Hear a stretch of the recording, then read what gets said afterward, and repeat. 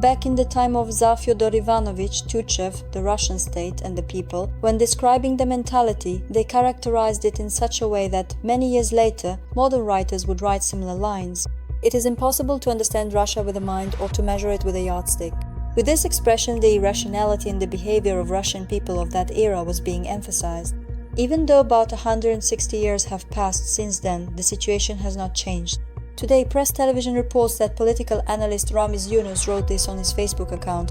He also recalled that he once lived in Russia and received his education there. Stop! That is why, for this very reason, it is impossible to ignore Russia's political and cultural fate. Today, as I rejoice on the other side of the ocean, I understand the deeper meaning of Fyodor Ivanovich Tuchev's words even better.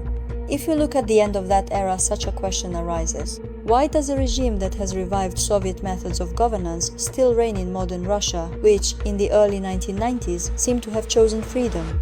How was it possible for Russia to be dragged back into the darkness of the Soviet era? Why has a new Cold War era returned between the West and Russia? Why does the Kremlin's absurd propaganda, which constantly searches for external enemies in all mass media and primarily targets the United States, never end? Such questions are often asked. Considering that not much time has passed since the collapse of the USSR, it is not correct to think that the people of Russia have spent the last 35 years entirely under the influence of this propaganda. However, to understand which direction modern Russia is heading, let's take a look at the main structural elements of Russia today. I believe that anyone who is interested in Russia should pay special attention to this. Press. It should be noted that today, under the leadership of Vladimir Putin, all of Russia is once again adopting Soviet methods, and this is well understood. Putin is trying to mold the ideological image of the people, and for Russians, the year 2014 was not just about hosting the Sochi Olympics, but also marked another significant awakening for them, a Rubicon they crossed. Russia's annexation of Crimea and the subsequent military operations it launched in southeastern Ukraine became a direct military confrontation between Moscow and its fraternal neighbor Ukraine. Stop! Despite the fact that tens of thousands of people have died and this war is being portrayed in Russian media as a perverted propaganda campaign, today a large part of Russian society is still under the psychosis of Crimea is ours.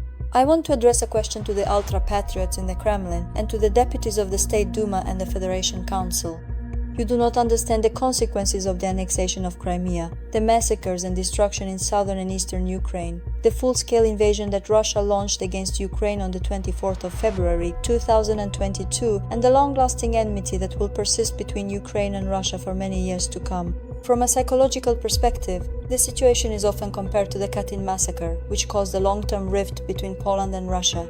Do you think that after this war, in which so many soldiers, property and civilians have been sacrificed for Ukraine's freedom, Ukraine will agree to Russia's demands, or that the Crimean Tatars, the indigenous people of Crimea, will once again be subjected to Russian oppression? Today in Ukraine, the interests of those who want to move away from the Soviet past towards European integration clash with those who cling to the Soviet past and its symbols. We are all witnesses to this ideological and life-and-death struggle. End of the article. Experts draw attention to the fact that many people around the world compare the Kremlin regime to the Third Reich.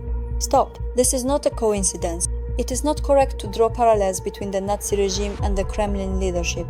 To find the right answer to this question, we need to recall Hitler's Enabling Act of 1933 and the subsequent events.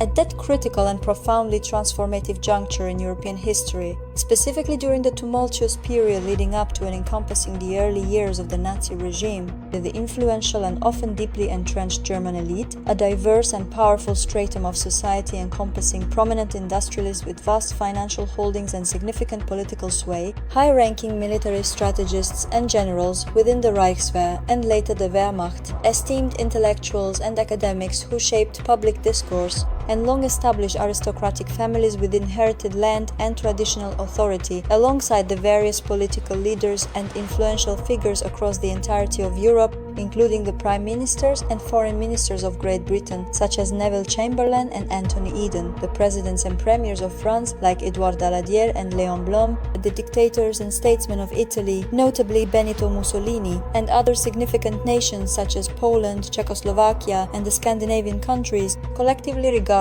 and initially perceived Adolf Hitler, the rapidly ascending leader of the National Socialist German Workers' Party, with a complex, multifaceted, and often tragically misguided array of perspectives. These perceptions ranged from viewing him as a potential bulwark against the perceived threat of communism, a strongman capable of restoring order and national pride to a Germany still reeling from the Treaty of Versailles and economic instability, or simply a temporary, manageable political phenomenon whose radical ambitions could be contained, redirected, or even exploited for their own national interests and geopolitical objectives, tragically underestimating the true extent of his totalitarian ideology and expansionist aims.